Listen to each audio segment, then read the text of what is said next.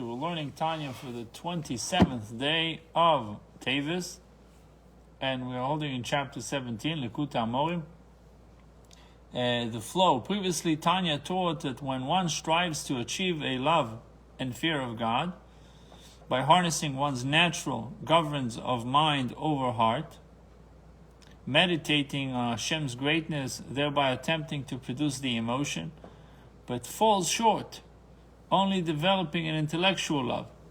This too can be linked to deed, serving as an inspiration to actually serving Hashem. So meaning that intellectual love and fear can also help you to serve Hashem. Can be mitzvah l'maaseh, can be combined together with action. This then is the answer to how is it possible. How it is possible for every person to attain a love of God, seemingly a high level. It refers to the intellectual love, which is a product of the mind. Every person, excluding a Rasha, who has lost self-control due to his indulgence, can harness the mind to develop this type of mental love, which then translates into action. So meaning every person, not a Rasha, but a regular person that wants to better himself, try to better his connection with Hashem, practicing some self-control, can bring him to at least intellectual love of God. In today's lesson, a human's mind inherently rules over his heart. In our nature, Hashem made it that way that our mind would rule over our heart. Therefore, if a person just contemplates the greatness of God, it will cause them to love Hashem and cleave to Him through Torah mitzvahs. So by contemplating on the greatness of Hashem, it will cause love of God, and it will cause us to want to cleave to Him through Torah mitzvahs. So all we have to do is to think, to have some time, like the Zohar says, to be Mari the Chushbino, to have some time with ourselves and to think about the Marobu Ma'asecha Avaye, Magodlu Ma'asecha Avaye, Ani Avar Leishanisi, Atu Mishani V'Oilom, Atu Mishachar Shani V'Oilom, to think about a concept that we see Hashem's greatness in our mind. The more we are involving our minds with contemplating on Hashem's greatness, the more obvious Hashem will develop. With this explanation, that even a fear and love of Hashem which remains concealed in one's mind and heart suffice to infuse one's fulfillment of the commandments with vitality, with chayus, thereby perfecting and elevating them as. So we will understand the pasuk Kikoro v'lecha adovo me'oid, pasuk in Devorim, v'ficho v'vavcho la'asosei. For this thing is very near to you in your mouth and in your heart that you may do it. L'cheiro b'lvavcho neged achush shelanu. At first glance, the statement that this thing is very near to you in your heart seems contrary to our experience. In our experience, we find that it is no simple feat to acquire a spirit of love and fear of Hashem. Why does it say Kikor v'lecha adovo? Seemingly it's not so simple to do it.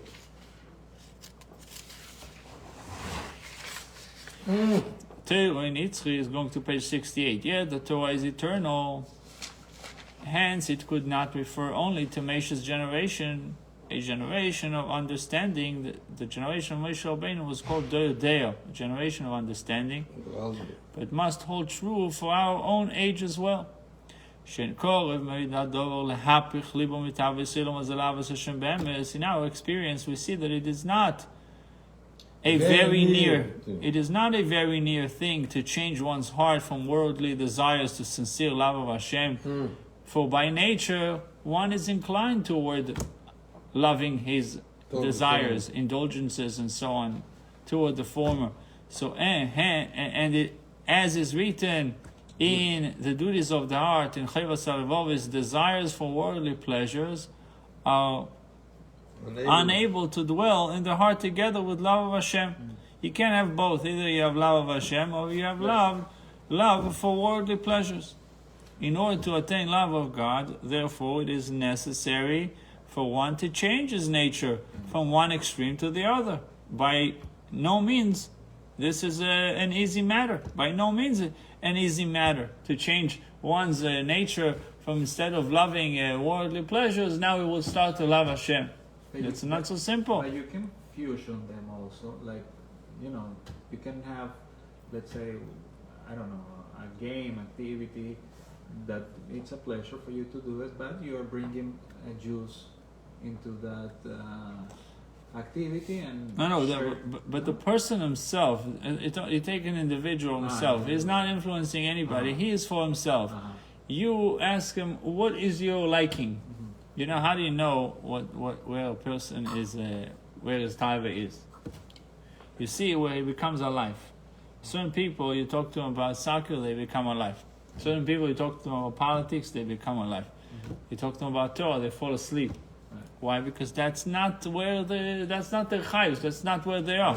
The taiva, their main theme is in worldly things. Right. So how can the Torah tell me, it's so near to you, beficho, in your mouth, in your heart to do it, if it's not such a simple thing? Lahafich tavis libo, how can you transform your desires of your heart like this from one extreme to the other? Imagine a guy tells you, yesterday I loved baseball, today I love Torah. Today I love Hashem. That's a major change. That's what the Rabbeinu Bachi tells us in Chovas HaLevavos. He says that you can have both. You can have Avos Hashem and Avos soccer together. You have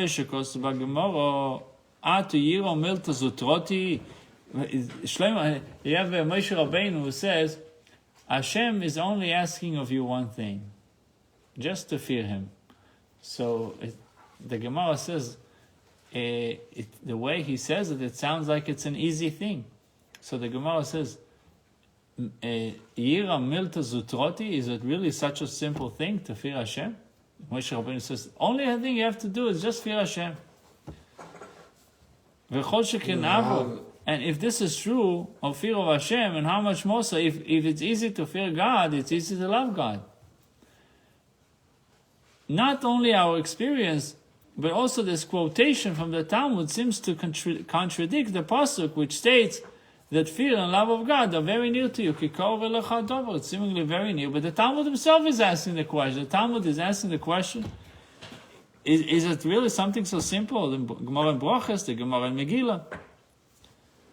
וכן אמרו רבי יששכר זכרם לברכה, tzadikim davko libum birshusam, tzadikim libum birshusam. Moreover, our sages also said that only tzadikim have control over their heart to arouse a love and fear of God whenever they so desire. This latter quotation intensifies the question: if the only tzadikim can do it, why are you telling me kikor v'lecho that it's very near to you? As the Rebbe points out, not only is it not very near to us to achieve a love of Hashem, but on the contrary, it is possible only for tzaddikim, who are a minority. Surely the Torah does not address only tzaddikim.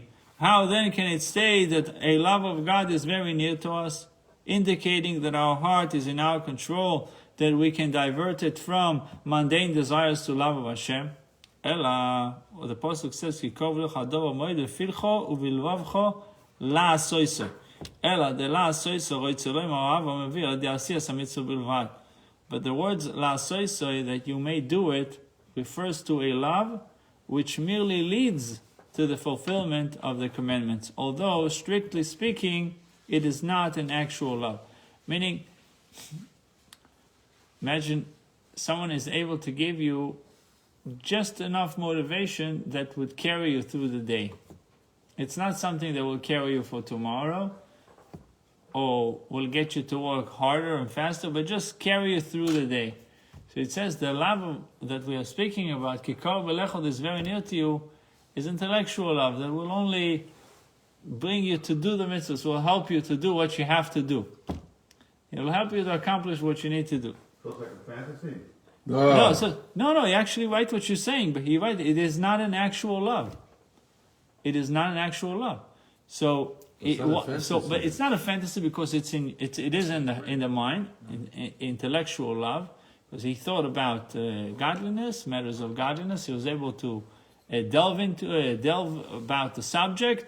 The subject and the subject aroused some intellectual excitement, put it that way, and that propelled him to do and infused his day with a little bit of motivation.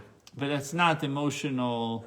Usually, they say, you know why women, they have better memory than men. No, it says impossible. It says that a woman can tell you that her friend in the wedding in 2005, she was wearing a white dress. Because her mind was there. And so, her hair was this way. She was wearing this dress and not that dress, and she spoke to that guy. They say that for women, every encounter they connect with emotion.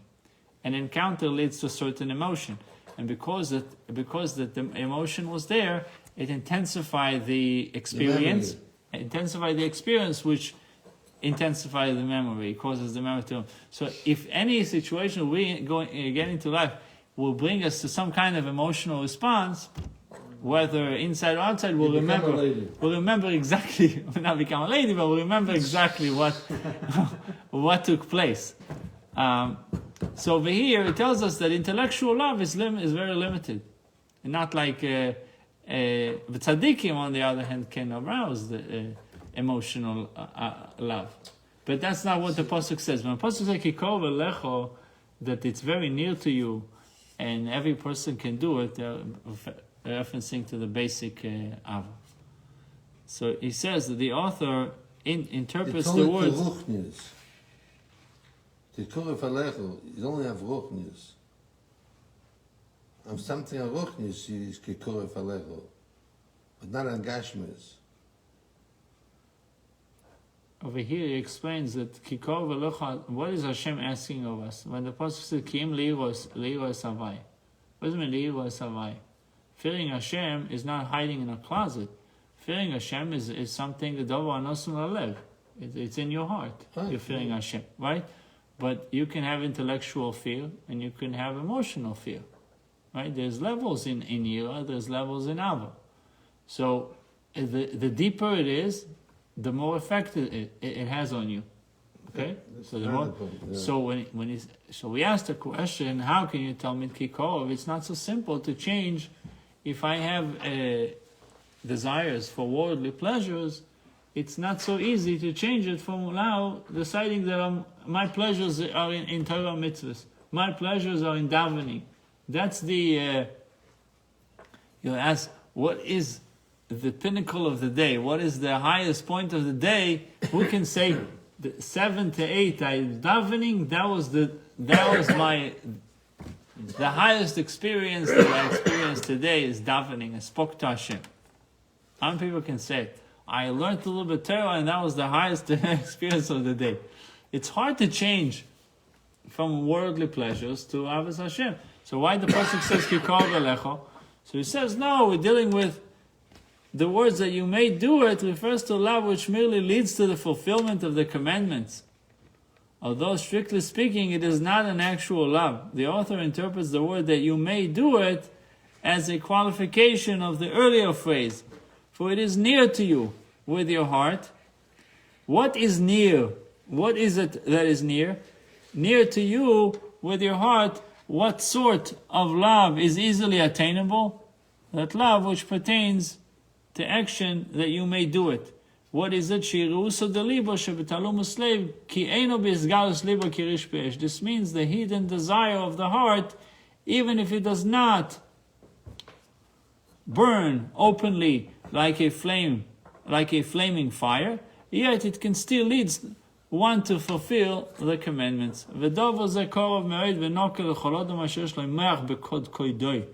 This matter of arousing a love which remains hidden in the heart is very easy and very near to every man who has a brain in his head. That's the expression of the Alter Rebbe. Moach b'kodkodei, brain in his head. Ki moicho b'rshusoi, v'yochel isboin b'kachol asher yachbes. He said his mind is under his control, even if his heart is not. And with it, he can meditate. Yeah. Right? With it, he can meditate as he pleases on any subject. You can choose what you want to think about. Which subjects do you want to focus on?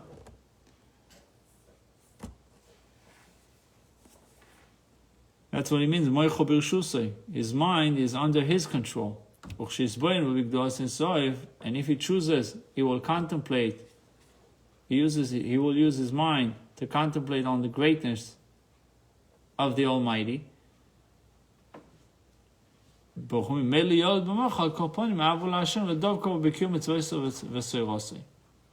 He will inevitably generate in his mind at least a love of God, to cleave to Him through the performance of His commandments and the study of His Torah. The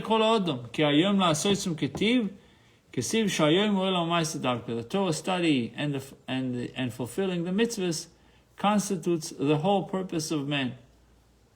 And this is written, Shlomo HaMelech says it in Koheles. V'zeh kol ha'odam. The whole purpose of man, for it is written, I command you these mitzvahs that you do them this day. This day referring specifically to the world of physical action, to our world. The Alter Rebbe's point is that the main objective in the commandment to love God lies not in the love itself, but in the practical and wholehearted fulfillment of the commandment that is motivated by this love. For the main thing in this world is action. It's like a husband that tells his wife that he loves her, but he never buys her flowers. He never buys it. He never buys. 2 weeks ago. No, not you. So he never buys her flowers. He never shows any acts of love. Right? They said that there are 5 languages of love. For some people, flowers is not going to do it. They need to sit down and speak to them. Depends how much you spend on the flowers. I spend $6. No, you can buy a massive bouquet, but if it doesn't talk to her, it doesn't talk to her. She needs a different language. What do you say? What we're supposed to do? I have to talk to her. Yeah. Listen to her. No? Yeah. Listen to her. One. It'll be 3 days geschoidish. Yeah. I'll start listening. So the Alter Rebbe point is that the main objective in the commandment to love Hashem is the actual ma'aseh. It's practical. It's not say, okay, wow, I have it's like a lot of people say, I love Hashem in my heart. Did you put on tefillin today?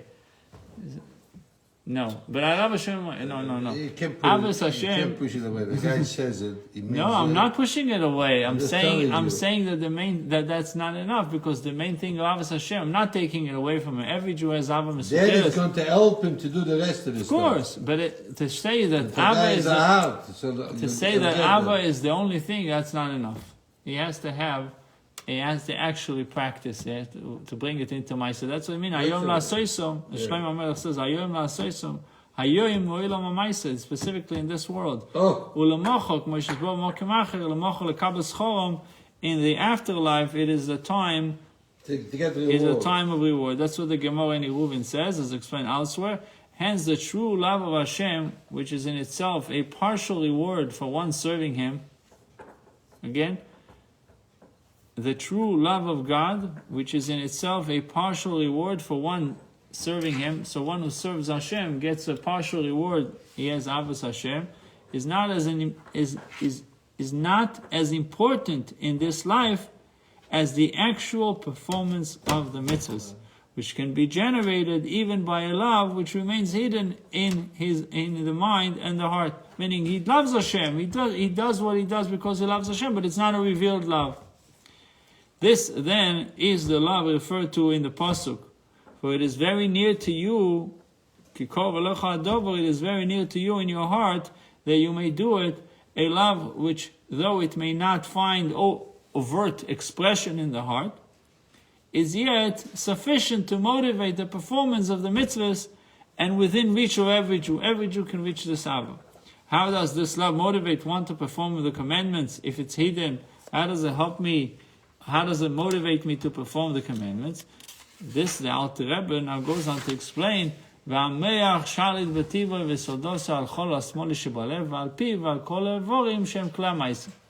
mind, by virtue of its inherent nature,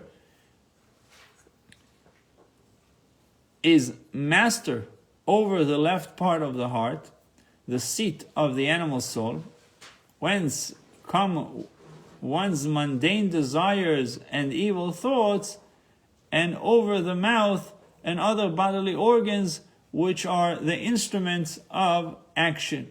So the moyach shalit betivoy, it says in its nature, inherent nature, the moyach has supremacy over the heart and can decide what the heart should do.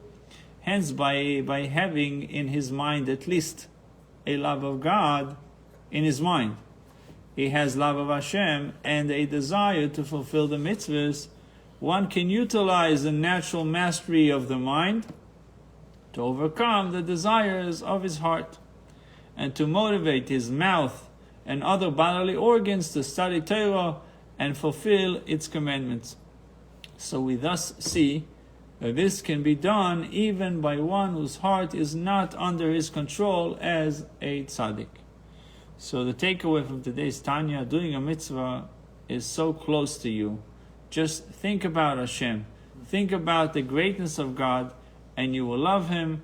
When you love Him, you will do what He wants. And with that, we'll go to page 145.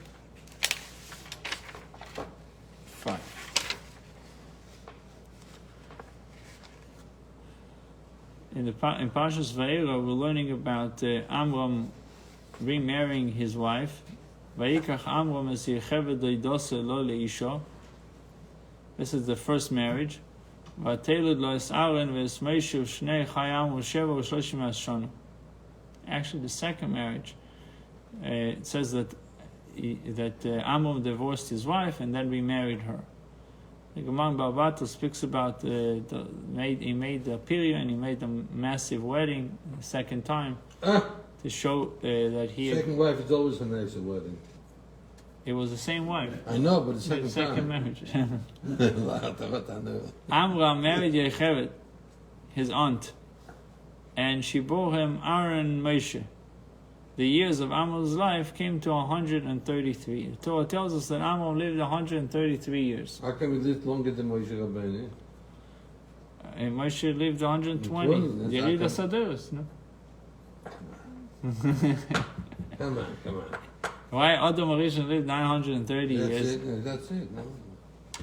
In order to fulfill our divine mission of transforming the world into Hashem's home. How do we make this world Hashem's home? To conquer the world as the agents of holiness. We all, both men and women, must primarily draw upon the male aspect of our personalities. We must primarily draw upon the male aspect of our personalities. Nonetheless, it is the female aspect of our personalities, our desire to transform the world into God's home, that motivates this male quest and empowers it. Okay, this is deep. We have a male aspect and we have a female aspect. The female aspect has the desire to transform the world. The male aspect is being used to transform the world. This is why, although most genealogies in the Torah mention only the paternal line, What does genealogy mean? it's like the dynasty, the family tree. Okay. So it's usually it speaks about the father. Over here, it's mentioning also the mother. Although most genealogies in the Torah mention only the paternal line, the Torah here and later with regard to Aaron's sons and Pinchas also mention the mothers. That it says about Aaron that he married the sister of Nachshon, right? Nachshon ben Amminadab. It is therefore crucial that those in whom the female aspect of their personality is dominant, i.e., women, realize the importance of their influence upon men and utilize this influence in an inspiring and holy manner. So meaning, women should understand their great potential in inspiring men, and they should direct it and channel it in the right way, in the way of holiness. Sure. Gewaltig, chazak v'mas. But Thank you.